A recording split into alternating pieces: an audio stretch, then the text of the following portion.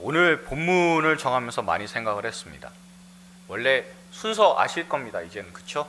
구약 다음에 신약 갔다 구약 갔다 신약 갔다 이게 창세기부터 이렇게 순서대로 온 거를 아실 겁니다. 근데 지난주에 에스라서를 이렇게 하게 되면서 생각을 하게 된 게, 우리가 이제 에스라, 느헤미야, 에스더 이렇게 가게 되면 사실은 이게 좀 잘 안 잡혀 있는 경우들이 좀 있습니다. 이게 되게 시간이 좀 흘렀고 70년이랑 공백기가 있고 이러다 보니까 그래서 좀 헷갈리는 그런 부분들이 있어서, 그래서 에스라 다음에 데살로니가 후서 차례인데 어떻게 할까 고민을 되게 많이 하다가, 그러다가 느헤미야를 같이 해서 에스라, 느헤미야 이렇게 붙여서 우리가 보는 게 좀 더 성경을 보는 안목이나 흐름이나 이런 부분이 조금 더 여러분들에게 도움이 되지 않을까 생각을 했습니다. 그래서 순서를 바꿨으니 양해를 해주시길 부탁을 드립니다. 여러분, 원래 에스라하고요 느헤미야는 책이 한 권입니다. 한 권의 책입니다. 유대인의 성경에서는 한 권의 책으로 되어 있습니다. 그런데 헬라어 번역본인 70인경이라고 있어요. 거기에서 책을 두 개로 분리를 했습니다. 그리고 그 전통이 이어져서 그래서 지금까지 에스라하고 느헤미야 두 권의 책으로 분리가 되어 있습니다. 배경은요, 지난주에 말씀을 드린 대로 예루살렘으로 유다 백성들이 돌아와서 일어난 이야기들입니다. 제가 이제 전체적인 도표를 한번 보여드리도록 하겠습니다. 그러니까 도표상으로 보면은 지금 현재 패망에서 이제 끌려 나가는 사람들의 그 모습을 그린 그림이고요. 그 다음에 여러분들 보시면은 도표는 이렇게 나와 있습니다. 자, 바벨론으로 포로를 3번에 걸쳐서 끌려가게 돼요. 그러니까 우리가 그 남유다가 예루살렘이 멸망을 할 때 이렇게 3번에 걸쳐서 멸망을 한다라는 것을 역사서를 꼼꼼히 읽으신 분들이라면 대략적으로 좀 아실 수가 있게 됩니다. 근데 이제 시기들이 조금씩 다 다르죠. 그렇죠? 각각의 거의 한 10년 가까이의 차이들이 조금씩 있다라는 것을 우리가 볼 수가 있고요. 바벨론 1차 포로 때는 여호야긴 왕 때입니다. 이때 끌려간 사람들이 모르드게하고 다니엘과 세 친구들이 이 당시에 끌려갔다고 보시면 되고요. 그리고 2차 포로 때가 여호야김 때입니다. 이때 에스겔 선지자가 이때 잡혀갈 때 대표적인 인물입니다. 그리고 바벨론 3차 포로 때가 시드기야 왕 때인데 이때의 예루살렘 성전이 파괴가 됐습니다. 이때 예루살렘 성전이 파괴가 됐고 그 전엔 파괴가 안 됐어요. 그거 알고 계시고, 그리고 이때 예레미야 선지자가 이때의 상황에 이렇게 결부가 되어 있는 그런 선지자다라고 생각하시면 됩니다. 그리고 나서 70년이, 여러분 70년이 어떻게 되는 거냐 하면요, 536년 이렇게 되는데 패망을 했을 때가, 완전히 망했을 때가 586년이라면서 왜 70년이 아니지라고 생각하실 수도 있으세요. 그렇죠? 근데 포로의 시기는 605년부터 시작을 했습니다. 그러니까 70년이잖아요. 그렇죠? 70년이 되어서 그때부터 고레스 왕 때 스룹바벨과 예수아를 바탕으로 해서 5만에 가까운 사람들이 예루살렘으로 귀환을 하게 됩니다. 그리고 2차 귀환 때가 그때 에스라와 함께, 학사 에스라와 함께 귀환을 하게 되는데 그때가 주전 458년이에요. 그리고 아닥사스다 왕 때입니다. 그리고 오늘 본문에 나오는 3차 귀환은 몇 명이 했는지 몰라요. 그러니까 2차 귀환 때는 한 2,000명 가까이 되는 숫자가 귀환을 했다라는 것을 우리가 알고 있는데, 성경을 보면 알게 되는데, 근데 3차 귀환 때는 몇몇의 사람들이라고만 되어 있어서 정확히 할 수는 없습니다. 주전 444년입니다. 이때 또 아닥사스다 왕 때입니다. 그러니까 이렇게 해서 순서가 진행이 되고요.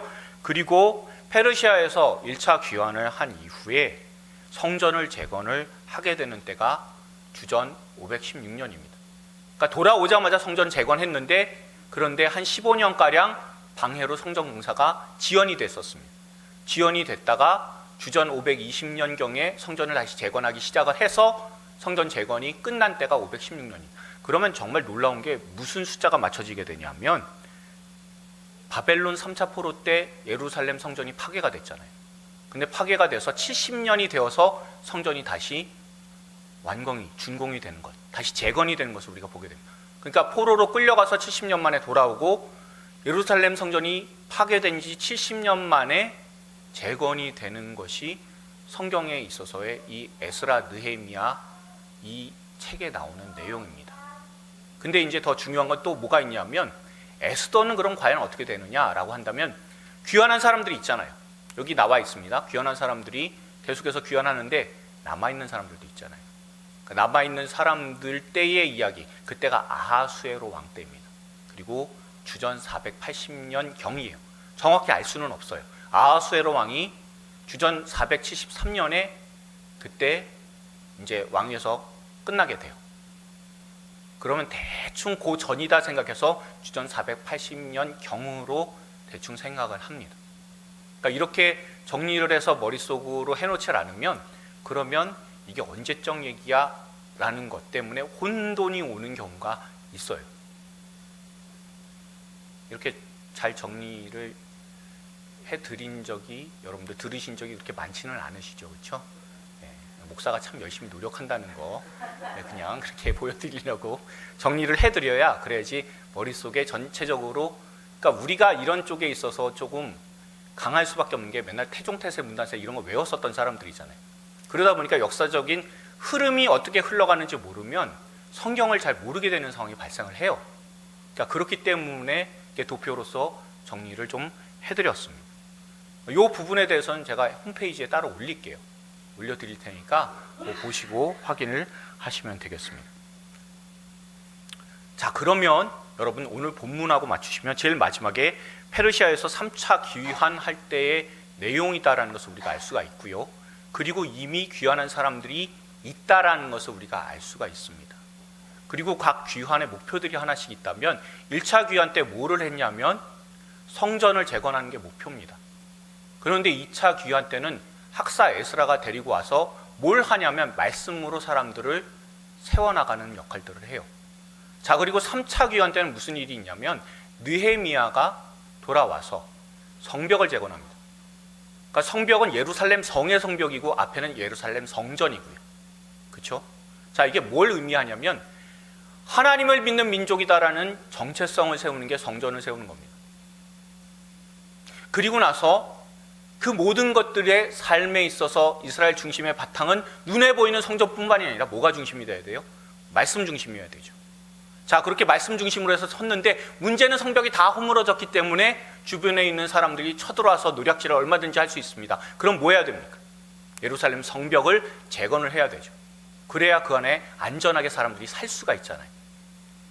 벽이 다 무너진 상황에서는 아무것도 못하는 상황인데, 그것을 감당하게 되는 사람이 느헤미야다라는 것을 여러분들 생각하시면서, 아, 이게 그런 순서대로 진행이 되는구나 라는 것을 아시면, 그럼 성경을 보시기가 조금 더 훨씬 수월해지시게 됩니다. 저는 오늘 본문인 그 느헤미야서를 이렇게 보면서 굉장히 많이 반갑습니다. 왜냐하면 여러분들 기억하실 겁니다. 우리 교회에 3월 3일 날 첫 예배를 드리고 3월 4일 날 첫 새벽 기도를 드렸습니다. 첫 새벽 기도 드릴 때의 본문이 느헤미야서입니다. 그래서 13일간 묵상을 했었습니다. 그때 제가 소개를 할 때 뭐라고 했는지 여러분들 혹시 기억나십니까? 네, 그때 제가 뭐라고 소개를 해드렸냐면, 느헤미야서는 특징이 하나 있는데 기도로 시작해서 기도로 끝나는 책입니다. 그러니까 기도가 굉장히 중심이 되는 책이 바로 느헤미야서다라는 걸 여러분 기억하시면 돼요. 느헤미야서 자체가 갖고 있는 것이 바로 기도로 시작해서 기도로 끝나는 책이다라는 것을 여러분들 꼭 기억을 하십시오. 그리고 이 기도로 시작해서 기도로 끝나는 분이 이 느헤미야일 뿐만 아니라 중간중간에 기도가 계속해서 나와요. 느헤미야의 기도가 잠깐이라도 등장하고 기도했다라는 그런 내용들이 계속해서 등장을 합니다. 그러니까 느헤미야가 누구냐 하면 기도의 사람이다라는 것을 여러분 기억하시면 됩니다. 제가 표준 세번역 2장 4절부터 5절을 한번 띄워드리도록 할게요. 자, 네가 바란 것이 무엇이냐라고 묻는 사람은 아닥사스다 왕입니다. 제가 읽어보겠습니다. 네가 바라는 것이 무엇이냐 하고 왕께서 또 나에게 물으셨다. 나는 하늘의 하나님께 기도를 드리고 나서 왕에게 말씀드렸다. 임금님께서 좋으시면, 임금님께서 소신을 좋게 여기시면 소신이 조상이 묻혀있는 유다의 그 성읍으로 저를 보내주셔서 그 성읍을 다시 세우게 하여 주시기를 바랍니다. 아멘. 왕이에요. 아닥사스다 왕이 느헤미야한테 질문합니다. 근데 질문을 했으면 그때 어떻게 해야 돼요? 대답을 해야 되잖아요. 그 상황에서 무릎 꿇고 손 모으고 눈 감고 기도할 수가 있을까요? 그게 불가능하잖아요. 만약에라도 잠깐 이상한 짓 하게 되면 왕은 느헤미야를 의심을 하게 되고 느헤미야는 술 맡은 관원 그 위치에서 내려올 수밖에 없게 됩니다. 그러면 정말 2, 3초 동안 잠깐이나마 하나님 앞에 기도하는 사람이 느헤미야였다라는 것을 우리가 알 수 있고, 늘 기도하는 사람, 그 기도에 훈련이 되어 있는 사람이 느헤미야다라는 것을 우리가 깨달을 수가 있습니다. 그렇게 기도를 하니까 하나님께서 역사를 해주신 거예요. 그리고 예루살렘 성에 가게 해주시고 마침내 성벽 재건의 역사가 있음을 우리가 그 이후에 느헤미야서 전체를 통해서 알 수 있게 됩니다. 2020년 하나님께서 우리를 다시 시작하게 해주실 것을 기대하면서 우리가 시작을 했습니다. 그리고 지난주 말씀으로 하나님께서 말씀을 통해서 다시 시작하게 해주신다는 것도 우리가 확인을 했습니다. 그리고 또한 2020년이 기도를 통해서 기도로 다시 시작하게 해주실 것을 기대하면서 우리가 2020년을 나아갈 수 있으면 좋겠습니다. 오늘 본문 1장 2절을 통해서 깨달을 수 있는 내용이 있는데 우리가 1장 2절의 말씀을 다시 한번 읽어보도록 하겠습니다. 읽습니다. 내 형제들 가운데 하나인 하나니가 두어 사람과 함께 유다에서 내게 이르렀기로 내가 그 사로잡힘을 면하고 남아있는 유다와 예루살렘 사람들의 형편을 물은즉 아멘. 여러분, 여기에서 굉장히 중요한 단어들이 많이 나올 겁니다. 근데 여기서 조금 더 눈여겨봐야 되는 내용들이 있다면 물은즉이라고 하는 그런 단어입니다. 샬이라고 하는 단어인데 묻다, 요구하다, 간청하다 라는 뜻입니다. 다시 말하면 그 소식을 듣고 내가 물은 거예요. 물으니까 어떤 뜻입니까? 관심을 가졌다라는 겁니다. 개역개정으로 읽으니까 조금 혼돈하고 어려울 수가 있어서 다시 공동번역으로 한번 읽어보도록 하겠습니다. 읽습니다. 그때 나의 한 동생 하나니가 유다에서 사람들을 데리고 왔다. 나는 그들에게 포로세 생활을 하다가 살아남아 돌아간 유다인들이 어떻게 지내는지, 예루살렘의 형편은 어떤지 물었다라고 되어 있습니다. 느헤미야한테 누가 왔습니까? 예루살렘에서 사람들이 왔고요. 그 사람을 데리고 온 사람이 누구예요? 하나니예요. 그렇죠? 그러니까 공동번역을 읽으니까 조금 더 명확하게 보이는 게 있습니다. 예루살렘에서 사람들이 왔고 그 사람을 데리고 온 사람이 동생 하나니입니다. 그 하나니라는 사람의 이름의 뜻은 나의 하나님은 은혜로우시다라는 그런 뜻을 갖고 있습니다. 친동생일 수도 있고 친척일 수도 있어요. 그리고 느헤미야는요, 여러분, 느헴, 나훔 다 같습니다. 위로라는 의미를 가지고 있습니다. 그리고 야라고 했을 때는 여호와의 줄임말이 야입니다. 그러면 나의 하나님은 어떠시다고요? 위로, 아니면 하나님의 위로라는 의미, 그 이름의 뜻을 갖고 있는 사람이 느헤미야라는 겁니다. 그러면 한번 잘 생각해 보십시오. 느헤미야는요, 지금 현재 페르시아에서 편하게 살고 있는 높은 관리입니다. 그리고 하나니라는 사람은 이 형한테 쉽게 접근할 수 있는 사람입니다. 그럼 다시 말하면 무슨 뜻이겠습니까? 굉장히 높은 지위를 유지하고 있으면서 편하게 사는 사람들이다라는 것을 우리가 알 수가 있습니다. 다시 말하면 굳이 예루살렘에 안 돌아가도 되는 사람입니다. 성공한 사람들일 겁니다. 만족할 만한 생활을 하고 있는 사람입니다. 굳이 예루살렘으로 돌아간 사람들한테 관심을 안 가져도 되는 사람들이 바로 느헤미야와 하나니라는 사람들입니다. 그런데 여러분, 하나니의 이름이 뜻이 뭐라고요? 나의 하나님은 의로우시다, 그러니까 나의 하나님은 은혜로우시다라는 거잖아요. 그렇죠? 나의 하나님은 은혜로우신다라는 거. 그리고 느헤미야의 이름은 뜻은요, 하나님의 위로잖아요. 하나님의 위로를 경험한 사람일 겁니다. 페르시아와 그 곳에서 정말 열심히 치열한 경쟁을 뚫고 높은 위치에 올라갔습니다. 그런데 자기가 굳이 관심을 안 가져도 되는 사람들한테 관심을 가지는 사람들이에요. 다시 말하면 자신의 편안한 삶보다 하나님의 일에, 하나님의 백성에 더 깊은 관심을 기울이는 사람들입니다. 나중에 이 하나니가 느헤미야와 함께 예루살렘에 돌아와서 예루살렘을 다스리는데 힘을 쓴 사람입니다. 예루살렘 사람들을 만났을 겁니다. 만나고 나서 하나님의 그 은혜를 입은 사람이니까, 하나니까 그 만난 사람을, 이 불쌍한 사람들 형한테 소개를 좀 시켜줘야 되겠다라고 생각을 했을 겁니다. 그리고 또한 느헤미야는 하나님의 위로를 경험했잖아요. 그렇기 때문에 내가 이 사람들을 도와야 되겠다. 하나님께서 이 사람들을 위로해 주기를 하나님께서는 원하신다라고 생각을 했을 겁니다. 제가 예전에 교회에 있을 때 그 교구의 식구들의 자녀들이 있잖아요. 그 자녀들의 꿈들을 한 번씩 물어봐요. 이렇게 물어보면 그러면 어떤 애는 소설가가 꿈인 애가 있었습니다. 또한 어떤 애는 성우가 꿈인 애가 있었어요.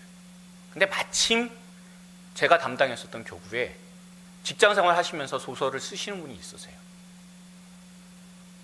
변호사인데도 바쁘신데도 그걸 쓰시더라고요.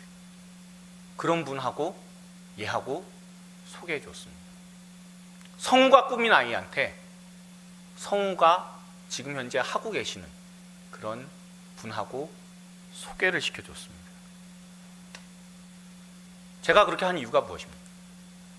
관심이 있어서입니다. 그리고 그 아이들이 내 자녀 같게 여겼기 때문에 그렇습니다. 여러분, 우리가 하는 모든 신앙생활과 기도에는요, 정말 필요한 것이 무엇이냐면 관심이라는 겁니다. 느헤미야가 물은즉이라고 나옵니다. 느헤미야가 관심을 가졌다라는 겁니다. 예루살렘에서 사람들이 왔다는 사실만 해도 관심을 보입니다. 그러다가 그 사람들의 형편들이 3절에 나오잖아요. 거기에 보면 사로잡힘을 면하고 남아있는 자들, 다시 돌아간 사람들입니다. 그 사람들이 거기에서 큰 환난을 당하고 능욕을 받으며 예루살렘 성은 허물어진 상태가 그대로 남아있고 성문들은 그대로 불탄 그대로 남아있다는 거예요. 정말 나쁜 형편이 있습니다. 여러분들의 집에 대문이 다 무너져 있고 여러분들의 집의 담장들이 다 무너진 상태입니다. 그럼 얼마나 위험합니까? 그런 상황과 형편에 관심을 보였습니다. 느헤미야는 결코 아닥사스다 왕 곁에만, 수상궁 안에서만, 자신의 영달을 위해서만 살아간 사람이 아닙니다. 믿음의 형제인 하나니의 소식, 그 이야기에 관심을 가졌습니다. 그리고 또한 믿음의 백성들에 대해서도 관심을 가졌습니다. 하나님의 나라에 대해서 관심을 가진 사람입니다.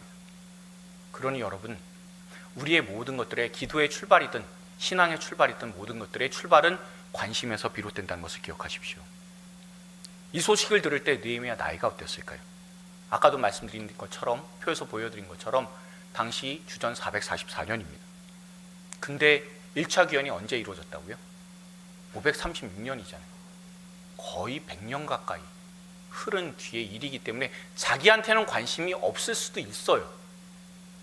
자기하고는 상관이 없는 사람들입니다. 자기가 태어났을 때는 이미 사람들이 다 귀환했습니다. 그리고 이미 14년 전에 학사 에스라가 또 데리고 2차 귀환을 했잖아요. 학사 에스라가 굉장히 아닥사스다 왕에게도 신임을 얻었었고 대단한 사람입니다. 근데 그렇게 생각할 수도 있을 것 같아요. 대단한 학사 에스라께서도 잘 하질 못한 일들을 내가 과연 할 수 있을까라는 생각도 가질 수 있잖아요. 그러나 느헤미야는 그렇게 생각하지 않았습니다. 하나님 앞에 금식하고 하나님 앞에 기도했습니다. 그리고 마치 내가 당한 일처럼 슬퍼하고 힘들어하고 그것을 놓고 기도하면서 나아간 느헤미야의 모습을 우리가 오늘 말씀을 통해서 볼 수가 있습니다. 이전에 이스라엘 선교사로 계시다가 잠시 한국에 들어오신 선교사님이 계셨습니다. 제가 전에도 말씀드린 분당에 교회에서 사역을 할 때 그분은 수석목사, 저는 행정목사일 때가 있었습니다. 교회에 좋지 못한 일이 일어나기 전에 저는 그 교회에서 나왔고 수석 목사였던 그 목사님은 교회를 지켰습니다. 근데 정말 어려운 일을 겪었습니다. 그 반대파에 속한 분들이 그 목사님의 살생부를 해서 전국 교회에다가 뿌리겠다고 위협을 하는 거예요. 얼마나 어려운 그런 상황입니다. 그래서 어쩔 수 없이 이스라엘로 자의반 타의반 유학길을 떠났었습니다. 그런데 어느 날 사모님에게 문제가 생긴 거예요. 위암입니다. 위암인데 위 전체를 다 절제를 해내야 되는 거예요. 근데 조용히 한국에 들어올 수밖에 없잖아요. 알려지는 게 힘드니까. 그래서 조용히 들어왔다는 소식을 제가 들었습니다. 그리고 그 목사님을 밤에 찾아가서 위로하고, 그리고 이제 제가 소정에 무엇인가 준비를 해서 좀 드리기도 했습니다. 근데 그 목사님이 광염교회에 가셨어요. 그리고 그 목사님이 나중에 우리 교회 개척할 때 내려오셔서 우리 교회 형편을 보고 갔어요. 그래서 우리 교회에 간판하고 이 앞에 TV가 생겼습니다. 놀랍지 않습니까? 하나님 하신 일이. 제가 오늘 이 말씀을 통해서 꼭 여러분들에게 당부해드리고 싶은 말씀이 뭐가 있냐면, 여러분들께서 관심을 보이시고 기도하시며 그리고 그대로 실행을 하시면 하나님께서 시행하신다는 겁니다. 반드시 기억하십시오. 여러분, 느헤미야가 바로 그런 모습이었었습니다. 느헤미야가 관심을 가지고 기도했습니다. 그랬더니 하나님께서 일을 이뤄나가시는 것을 우리가 느헤미야서 전체를 통해서 알 수가 있습니다. 그러니 여러분들께서도 동일하게 하나님께서 관심 보이게 하는 사람들이 있고 기도의 제목들이 있고 다른 사람들의 일들이 있습니다. 그럼 그대로 두지 마십시오. 하나님 앞에 기도하시고, 또한 그 기도한 대로 무엇인가 그 사람들을 위해서 도울 것이 없는가 여러분들 생각하시고 판단하시고, 또한 기도하는 가운데서 하나하나 도와주려고 해보십시오. 그러면 반드시 하나님께서 그 놀라운 은혜를 이루어 나가실 것입니다. 저는 여러분들이 이런 관심을 갖고 한 사람 한 사람 찾아가고, 또한 그 사람들에게 관심 보임으로 말미암아 마침내는 하나님께서 모든 일들을 이루시는 그런 2020년, 축복의 2020년이 될 수 있기를 소원합니다. 그러니 느헤미야처럼 상처 입은 사람들 돌아보시고, 또한 상처 입은 사람들을 위해서 기도함으로써 하나님의 일들을 이루어 나갈 수 있는 저와 여러분들 다 될 수 있기를 소원합니다. 또한 두 번째로 오늘 본문을 통해서 알게 되는 게 있다면, 기도라는 것이 한 번에 끝이 안 난다라는 겁니다. 여러분, 본문 6절이 있는데요, 6절 한번 우리가 다시 한번 오늘 말씀 통해서 읽어보도록 하겠습니다. 읽습니다. 이제 종이 주의 종들인 이스라엘 자손을 위하여 주야로 기도하오며 우리 이스라엘 자손이 주께 범죄한 죄들을 자복하오니 주는 귀를 기울이시며 눈을 여시사 종의 기도를 들으시옵소서. 나와 내 아버지 집이 범죄하여. 아멘. 자, 여러분, 여기서 가장 중심이 되는 단어가 무엇이겠습니까? 주야로 기도했다라는 것이겠죠. 여러분 잘 아는 말씀이 있습니다. 데살로니가전서 5장 16절부터 18절의 말씀 여러분 보십시오. 항상 기뻐라, 쉬지 말고 기도하라, 범사에 감사하라라는 거 우리가 잘 알고 있습니다. 그럼 왜 쉬지 말고 기도를 해야 됩니까?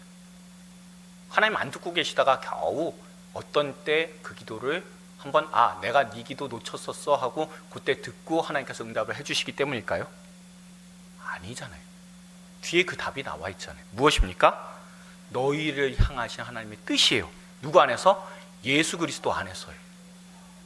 항상 기도하는 것, 쉬지 말고 기도하는 것, 범사에 기도하는 것, 그 모든 것들이 다 하나님께서 바라시는 뜻이라는 겁니다. 기도를 끈질기게 하는 사람의 가장 큰 유익이 무엇입니까? 기도의 응답이요? 아니잖아요. 오늘 본문 말씀 보시면, 오늘 데살로니가전서 말씀 보시면 알 수 있는 것이 하나님의 뜻을 알게 되는 것이, 그것이 기도하는 사람의 가장 큰 유익이다라는 겁니다. 어떤 청년이 험한 산길을 가다가 발을 헛디뎌서 낭떠러지로 떨어질 뻔했습니다. 근데 다행히 나뭇가지 하나를 딱 붙잡은 거예요. 떨어지려다가. 그렇게 붙들고 있으면서 하나님께 기도드렸습니다. 하나님 제발 살려주십시오. 제가 비록 교회를 잘 출석하지 않았는데 하나님 계시다는 건 제가 압니다. 그러니 기도 들으시고 살려주세요 라고 그렇게 기도를 했습니다. 그때 하늘에서 소리가 난 거예요. 내가 네 기도를 들었다. 아, 다행이다. 절 좀 살려주십시오 하나님. 그랬더니 하나님 이렇게 말씀하시는 겁니다. 내가 널 구해줄 테니 나뭇가지를 놓아라. 그때 청년이 곰곰이 생각을 했습니다. 그리고 다시 크게 외쳤습니다. 거기 하나님 말고 다른 분 없나요? 그럼 이 말씀의 뜻이 무엇입니까?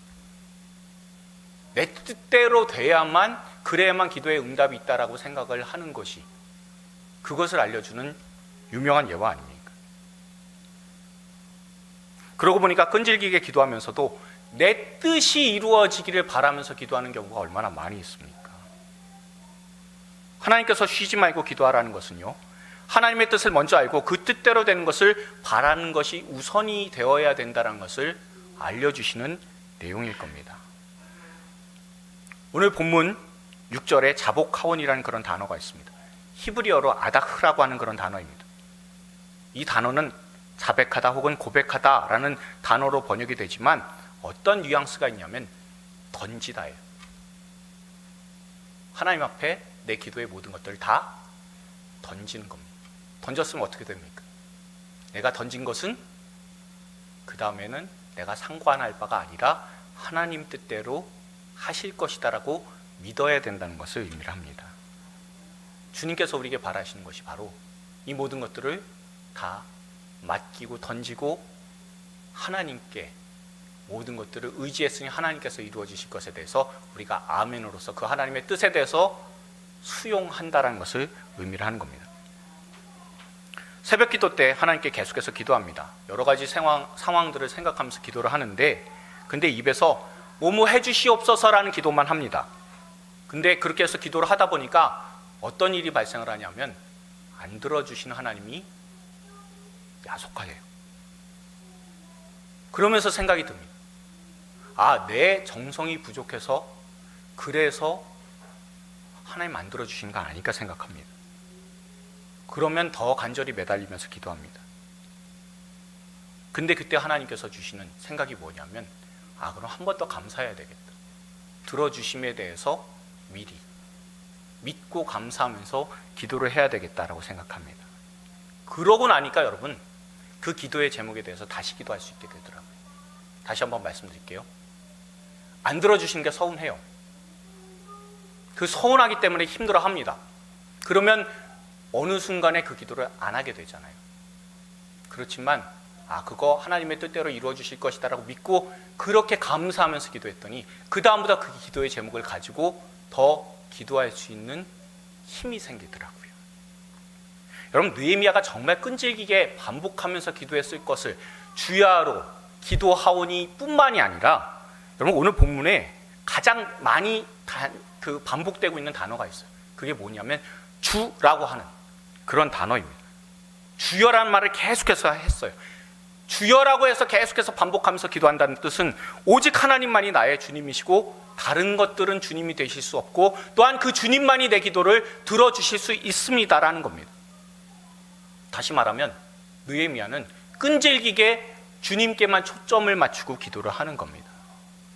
그리고 하나님께만 초점을 두고 기도를 하니까 그 특징이 9절에 나온 대로 말씀을 붙들고 하는 기도로 등장을 하고 있음을 우리가 알 수가 있습니다.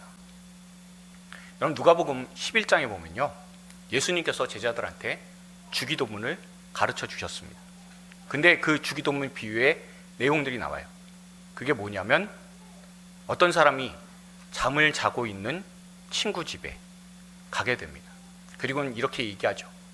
내 친구 중에 먼 곳에 여행하다가 이제 우리 집에 들린 친구가 밤에 있는데 근데 그 친구한테 내가 먹을 걸 줄 게 없어. 그러니까 그 친구 대접하게 좀 자기 갖고 있는 것 있으면 좀 내놔봐 이렇게 얘기하는 거예요. 근데 먹을 것을 주기에는 너무 한밤중입니다. 그래서 그 친구한테 이렇게 답변을 하게 됩니다. 미안하네. 애들도 이제 겨우 막 잠들었고 부스럭거리고 그러면 잠자는데 방해가 되니까 그러니까 지금은 당장엔 곤란하네 라고 얘기해요. 그럼 여러분들 여기까지만 들으면 그 친구가 어떻게 해서 결론이 나게 됩니까?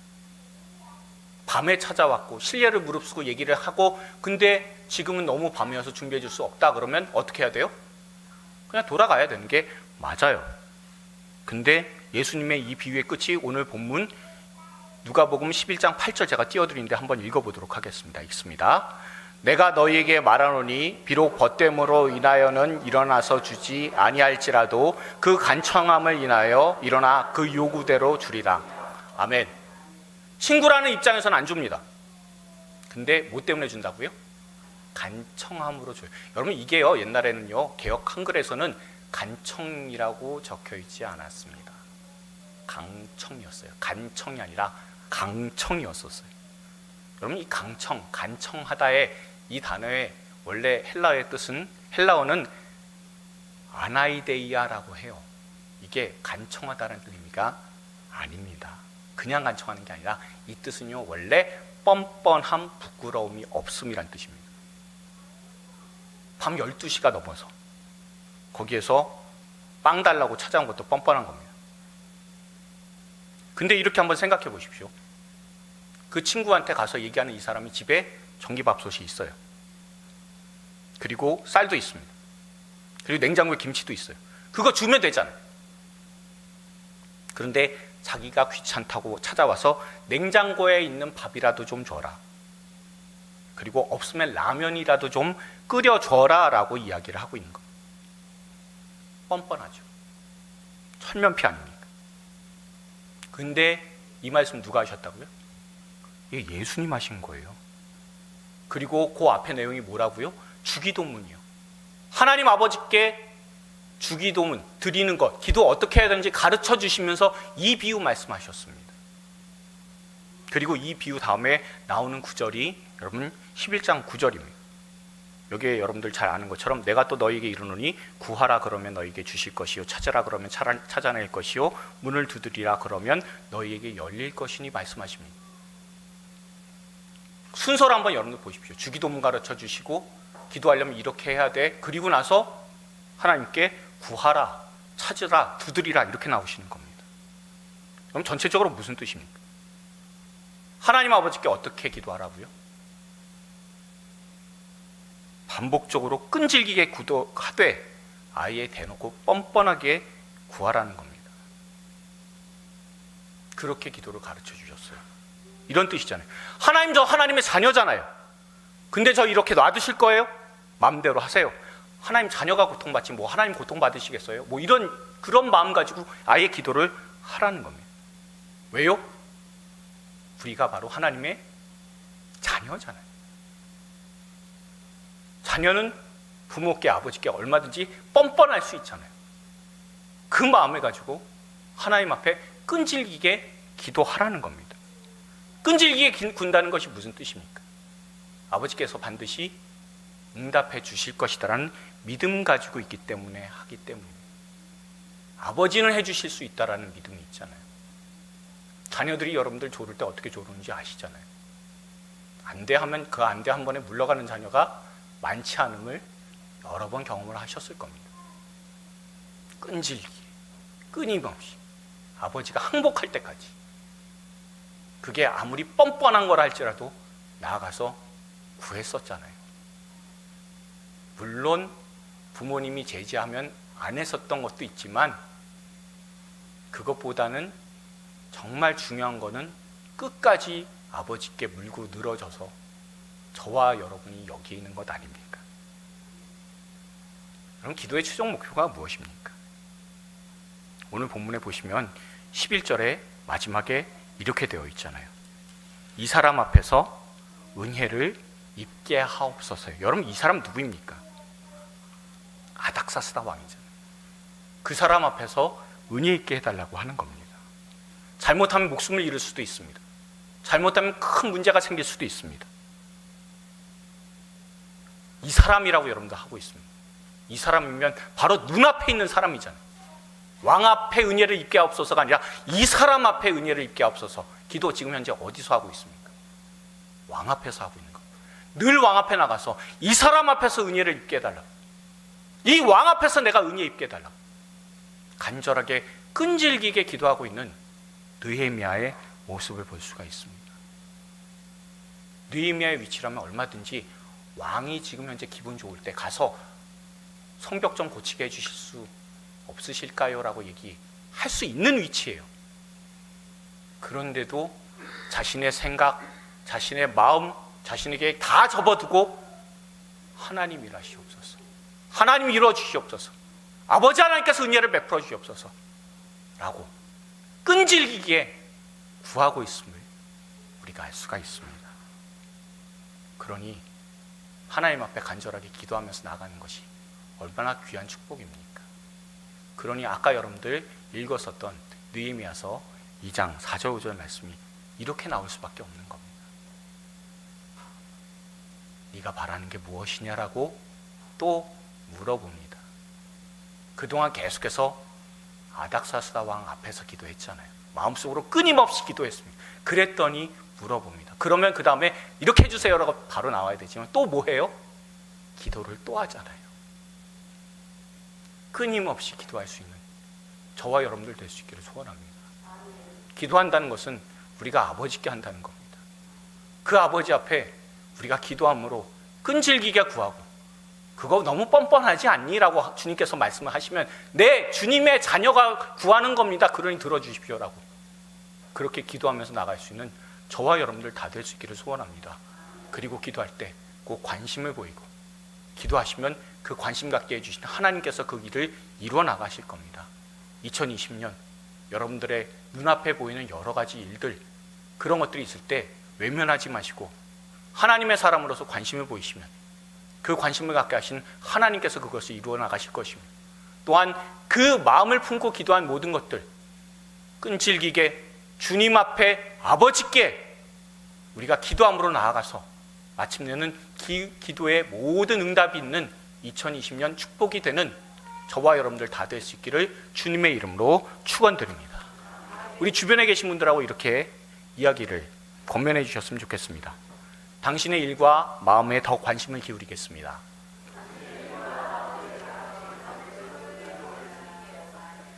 자, 한 번만 더요. 아버지께는 뻔뻔해도 됩니다. 네. 마지막으로요, 끈질기게 기도합시다. 그 모든 은혜와 축복이 있는 저와 여러분들 될 수 있기를 소원합니다.